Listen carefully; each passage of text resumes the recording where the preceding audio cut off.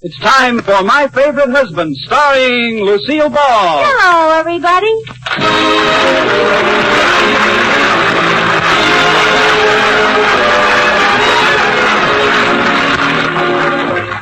Yes, it's the Gay Family series, starring Lucille Ball with Richard Denning. Transcribed and brought to you by the Jell-O family of red letter desserts. Oh, the big red letters stand for the Jell-O family. Oh, the big red letters stand for the Jell-O family. That's Jell-O, yum, yum, yum. Jell-O pudding, yum, yum, yum. Jell-O caffer, feel the pudding gets furry. And now Lucille Ball with Richard Denning as Liz and George Cooper. Two people who live together and like it.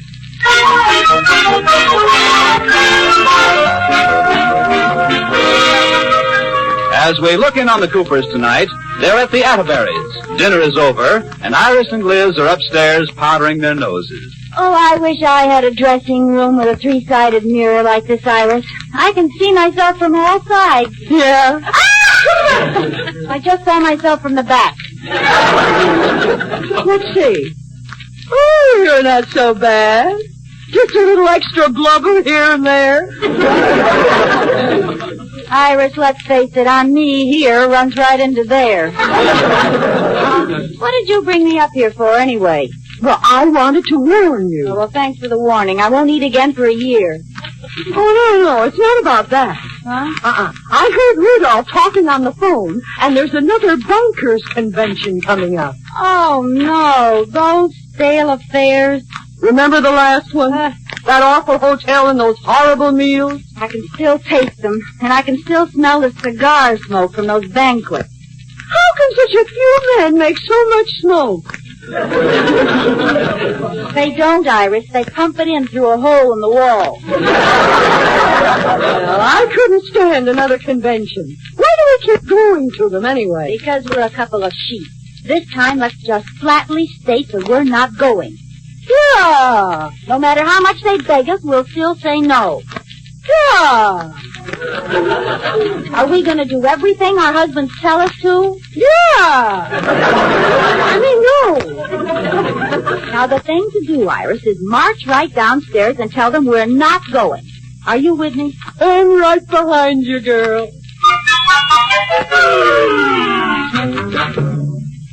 Okay, here we are now, Iris. Be firm. Let's go. How's that for a cigar, boy? Oh, great. A real aroma. Oh, fellas. Oh, here they are. We have something to talk to you about, girls. We have something to talk to you about, too. Well, this should make an interesting evening. We're referring to a convention. Yes, we hadn't told you, but there's a bankers' convention coming up soon. And that's what we wanted to talk to you about. Well, maybe we read your minds. We know what a rotten time you usually have, so this year we decided not to take you.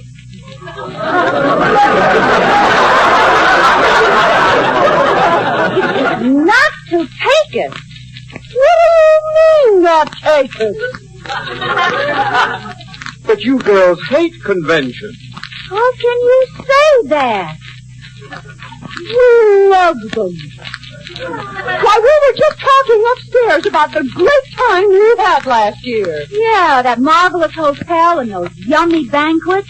I can hardly wait to get my lungs full of that wonderful aromatic cigar smoke. But I didn't think you liked cigar smoke. I love it. Oh, well, here.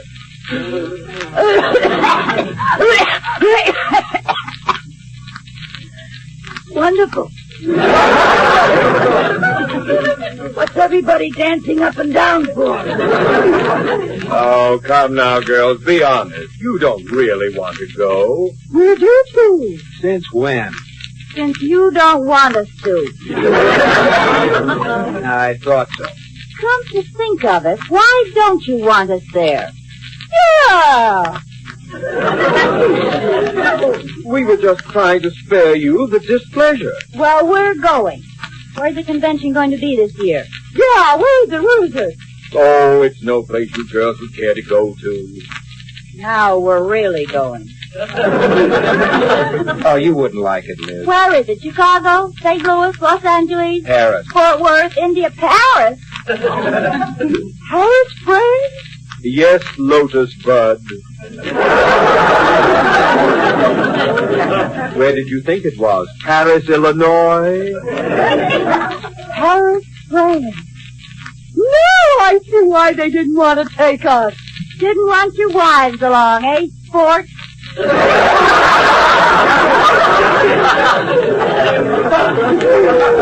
Paris, France.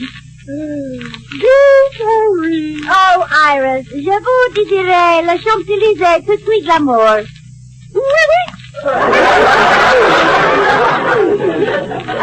Qu'est-ce que c'est? Comment ça va? Quelle heure est-il, n'est-ce pas?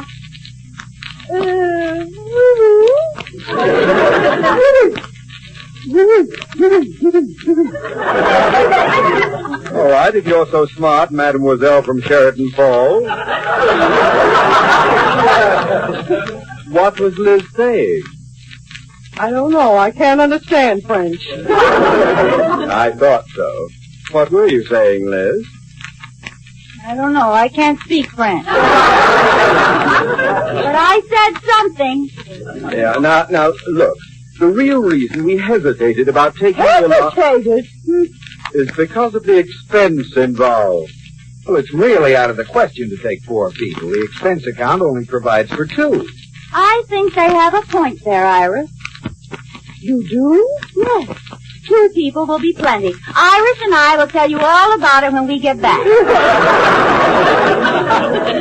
Well, George, I know when I'm licked. Yeah. Now, we'll all go. Isn't this exciting, Liz? We're going to Paris. What clothes will we take? Don't be silly. We won't take any clothes. Just empty trunks. We'll buy everything over there. Don't you think you'll be awfully cold on the boat?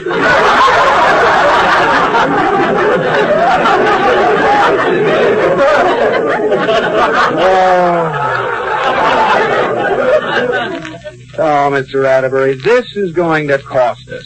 All right, girls. We'll all go. Now, get your passport first thing in the morning. Passport? Yes, there's nothing to it. You take your birth certificate down to the federal building and they... What's your birth certificate got to do with it? Well, you have to prove that you're an American citizen. Oh, you know I am. They won't take his word. But I don't have a birth certificate. Well, neither do I. Isn't there some other way to prove you're a citizen? But not unless you happen to be one of the signers of the Constitution.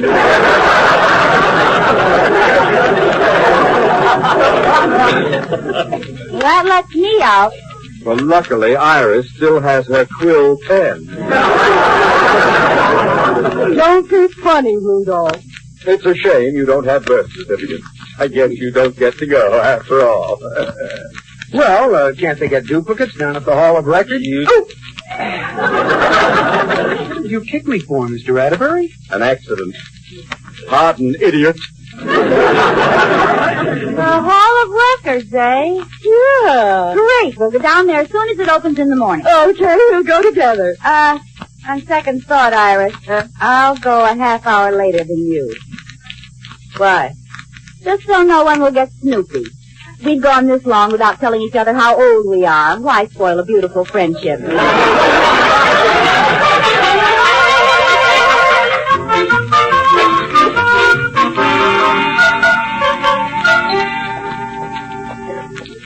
Iris! Liz, there you are. Did you get your birth certificate? How was it? It didn't hurt a bit. Let me see it. No. Oh, well, we're old friends. Here. Let's see. Iris Titbenner, born May 12th, 19 thumbnail. Iris, if you don't move your thumb, I can't see the date. I know. Oh, come on, Iris, for your old friend Liz. I won't breathe it to a soul. You promise? Promise. There. Oh, it isn't that bad. You get around pretty well for a woman your age. Thanks. Come on, let's go get your birth certificate. Oh, no. What do you mean, oh, no? I thought you were old friends. See you later, stranger. Oh, no, you don't. I'm going with you. The office is right here. And take your hand off my elbow. I can still walk, you know. Sorry. Good morning, ladies. Oh, Mrs. Atterbury, was there something else you wanted? No, it's my friend. She wants a duplicate of her birth certificate. All right. Name, please. Elizabeth Elliott. I wasn't married when I was born. Yes. Now, what year? What year? Yes. What year were you born? Well, do you have to have the year? Well, it would be a big help. Well, I was born in... Come closer, please. Here? Not you. The year. I was born in...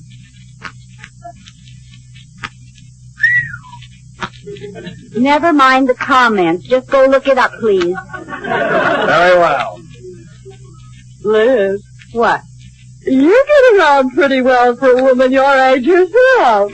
Iris, did you hear? Well, that was a sneaky thing to do, listening in while I whispered. I couldn't help it. But I must say I never would have guessed you were born in 1873. I was not. It was 1920. Oh, thanks. I didn't really hear what you told him. You stinker. Here comes your clerk. Well? Well, I'm sorry, Mrs. Cooper. I can't find any record of an Elizabeth Elliott born in 1917.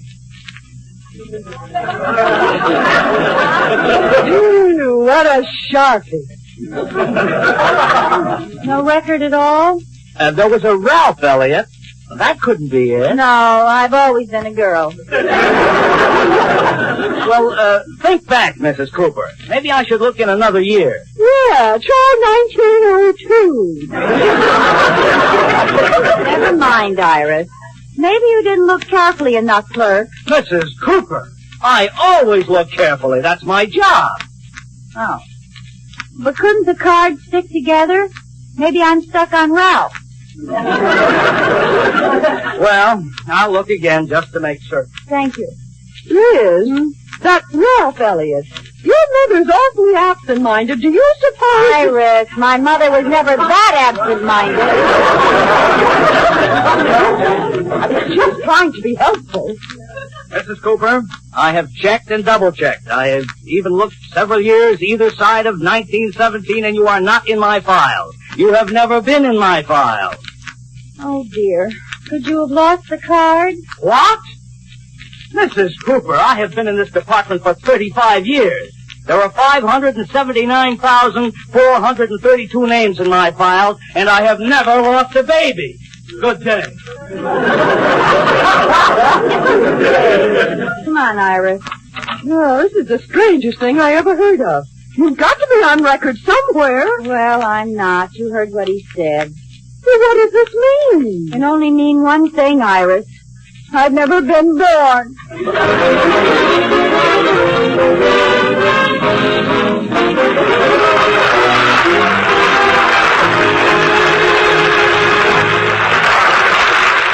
Well, it's really surprising how easily Liz Cooper can get herself in a dither about something. Almost as easy as you can make Jell-O, but without any trouble. 'Cause it's so quick to prepare and will set in about 1 hour. Just dissolve your Jell-O in 1 cup of hot water. Then add 1 cup of ice cubes or crushed ice, filling the cup to the brim with water. Stir until the ice melts completely, then chill firm in the refrigerator. And in just about 1 hour, you take out a beautiful finished Jell-O dessert. You can whisk it on the table just as it is, or you can dress it up in a jiffy with sliced bananas and whipped cream, tempting canned apricots, juicy golden peach halves. All 6 delicious Jell-O flavors are brimming over with glorious fruit-rich goodness. Strawberry, raspberry, cherry, orange, lemon, and lime. Flavors so spring-like and refreshing. Colors so bright and gay and sparkling. That Jell-O makes the happiest ending a meal ever came to. So look for those big red letters on the box. They spell Jell-O, and it's Jell-O for red letter desserts. Jell-O.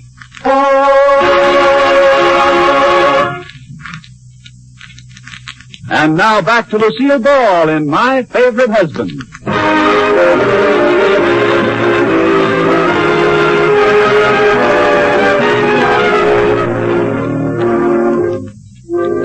As we look in on the Coopers once again, they're getting ready to take a trip to Paris. And Liz, who is trying to get a passport, has just found out there isn't any record of her birth. And so George went back and looked again, and he couldn't find a record of my birth certificate anywhere. No, Liz, there must be some mistake. Well, that's what I thought, but there isn't. According to the Hall of Records, I haven't been born yet. Now, honey, you're just being ridiculous. I am not. Do you realize what this means?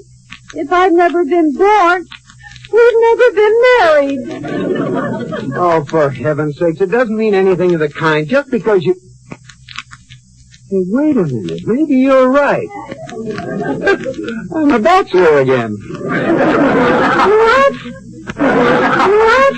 I wonder what that blonde secretary at the bank is doing tonight. Now, see here, George Cooper, listen to me. Who are you? I'm your wife, Elizabeth Cooper. Can you prove it? Well, I don't care. I'm not going to have you running around with some blonde secretary. Well, honey, you don't have anything to say. You haven't been born yet. I'm just teasing. All you have to do is get an affidavit from your mother. That's just as good as a birth certificate. Are you sure? Of course. Well, why didn't you say so? I'll call Mother long distance right now. I hope she's home. She might still be out gathering nuts.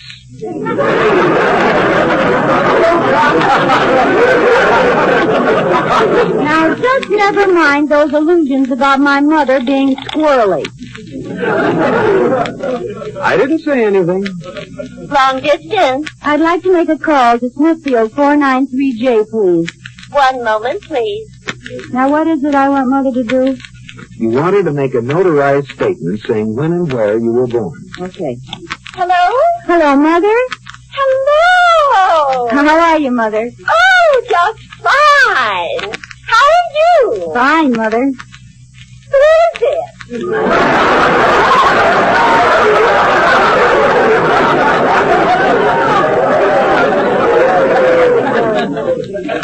It's Liz. Liz? Mother, Liz Elliott Cooper, your daughter. Oh, yes. How are you, dear? Fine, Mother. Please, now settle down. I want you to do something for me. But anything I can, dear. Well, George and I are taking a trip to Paris. And isn't that wonderful? Tell George I'm glad he finally stopped being such a tightwad. I'll tell him. Tell me what? She says to tell you hello. Oh. What's that, dear? Look, Mother, the reason I'm calling is that I have to have a birth certificate. Oh, what on earth for? To get a passport. I've been to the Hall of Records, and they can't find my birth certificate. Oh, you were born. Well, don't take my word for that, but what year? Wasn't it 1917? Well, let me think back now. Father and I were married in 1912, so it must have been after that.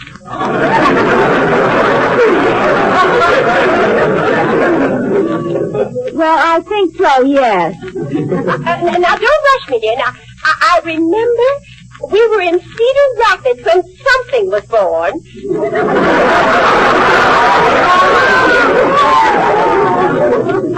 Which one are you? I'm Liz. Oh, then that must have been Bill. He was a boy. Mother, think. I'm the red-headed one. Red-headed? Oh, none of my children had red hair. All right, Mousy Brown. Oh, yes, Mousy. I remember you. Your name is, Elizabeth. Mm-hmm. Does that settle everything for you? Look, Mother, try to think. When was I born? Well, I think I know how we can figure it out. Good. How old are you now? 34. Well, this is 1951. 34 from 51 is 1917. Good. Now, all I want you to do is write an affidavit to that effect. Oh, certainly, dear. What do you want me to write? Well, wait, I'll have George tell me. George, tell me exactly what Mother's supposed to say. Okay, let's see. I, Adele Elliott, hereby state. I, Adele Elliott, hereby state. I, Adele Elliott, hereby state. That Elizabeth Elliott was born. That Elizabeth Elliott was born. That Elizabeth, Elliott. Oh, yes, Elliott was born. On June 12th, 1917. On June 12th, 1923. On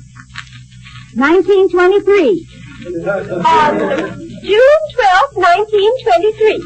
Liz, what's this 1923 routine? Well, George, as long as I have a free choice of birth dates, why not take advantage of it?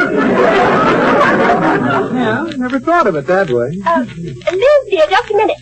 What happened to 1917? Look, Mother, I'm not going to pass up an opportunity like this. Now I can legally be the age I've been socially for the last 6 years. Oh, what a wonderful idea.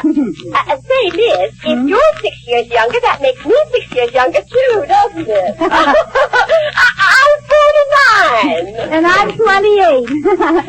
That's how old I feel, anyway. Oh, well, I like this. Oh, what a laugh I'll have on all the people who said I'd never see 50 again. Now, Mother, sign it and have it notarized and mail it to the Hall of Records here in Sheridan Falls. All right, dear.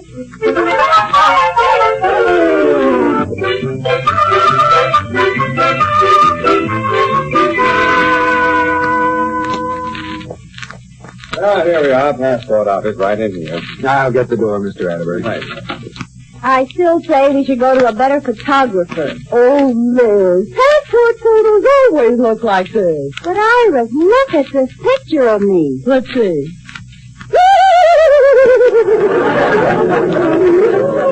Exactly. Well, I'll admit, Liz, you do look a little haunted. Haunted? I look wanted. Does this picture really look like me? Yeah? Yeah, sort of. Yeah, I think it's... Oh, wait a minute, Liz. That's my picture. Yours? Certainly. Unless you've grown a mustache lately. Here's yours. I had it. Well, thank you. Ow! Give me that back, Mr. Atterbury. I look better in yours. Step right up to the counter, please. You're here for your passports, I presume. That's right.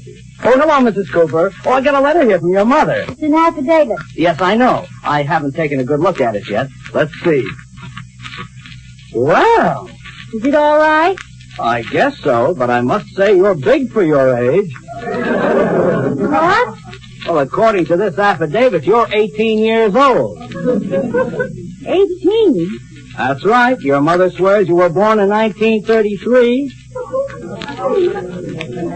But that's impossible. I was in high school at the time. Mrs. Cooper, maybe you'd better have your mother send us another affidavit. Oh, but that'll take another 3 or 4 days. Do we have time, Mr. Atterbury? No, that's too late. Well, I guess I'll just have to go without you, Liz. You will not. Look, Rudolph. Call your secretary and find out what's the last boat we can take. Find out.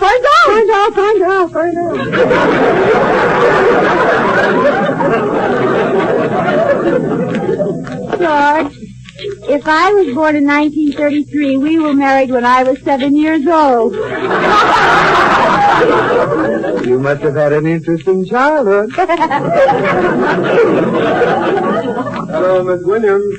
Miss Atterbury, would you check something for me, please? What's the last boat we can take to get to the Bankers' Convention? Yes, boat.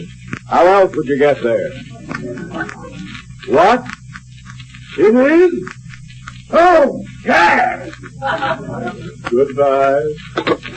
How much time do we have, Mr. Atterbury? All the time you want. What do you mean? I made a little mistake about the location of the convention. You mean? Yes. It is in Paris, Illinois.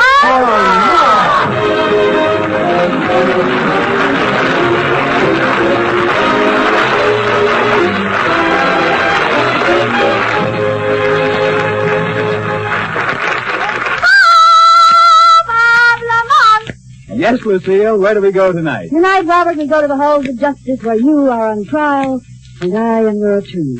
The legal music, please, Wilbur.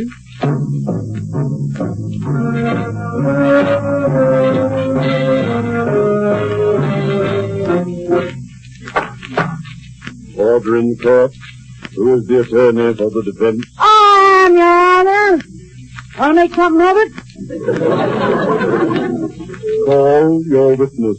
Robert Lamont! Hey, Bob! Here I am. Your name? Robert Lamont. Object! You object? Why? You can end up. Do you swear to tell the truth, the whole truth, and nothing but the truth, so help you? I do. There goes our case.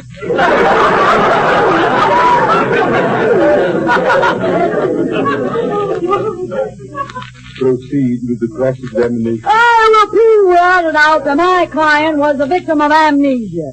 Now tell the court, in your own words, what happened. That night I had a funny room.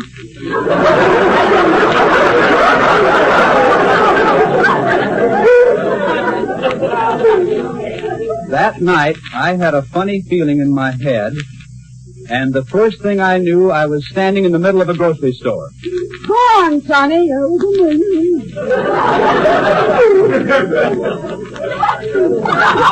There was $1 million on the counter, right next to a box of Jell-O. I took the money and ran out of the store. Just a minute. Do you mean to tell me there was a box of Jell-O on the counter, and you took the $1 million instead? Yes!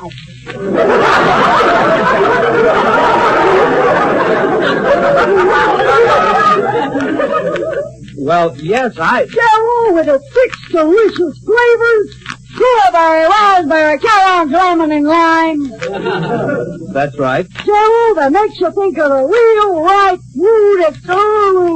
It's so that the flavor gets locked in and can't get out of your first delectable spoonful. Didn't you look for the... Thank you, Your Honor. I'm all right now. Red letters on the box.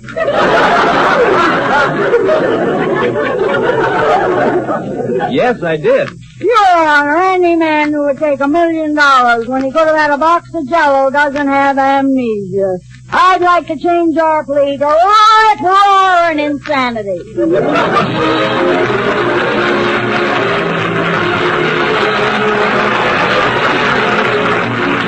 You have been listening to My Favorite Husband, starring Lucille Ball with Richard Denning, and based on characters created by Isabel Scott Rorick.